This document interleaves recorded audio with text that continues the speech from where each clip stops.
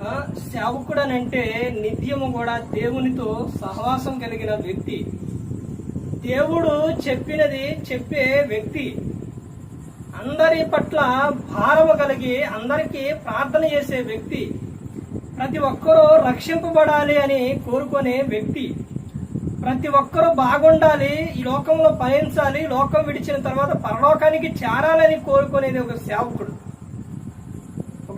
ఎవరైనా బాధలో ఉన్నారు అని అంటే, అయ్యో వీరు బాధలో ఉన్నారు, వీరి కోసం ప్రార్థన చేయాలి, వీలైతే అతని దగ్గర ఉన్నదాన్ని బట్టి సహాయం చేయాలని కోరుకునే వ్యక్తి సేవకుడు. ఆ సేవకుడు అంటే ఈ రోజున సేవకుడు విలువ తెలియని విశ్వాసులు చాలా మంది ఉన్నారు. సేవకుడు ఎంతో ప్రయాసపడుతున్నది ఎందుకండి? ఎందుకంత సేవకుడు ప్రయాసపడుతుండు? ఎన్నో వందల కిలోమీటర్లో, వేల కిలోమీటర్లో, లేకపోతే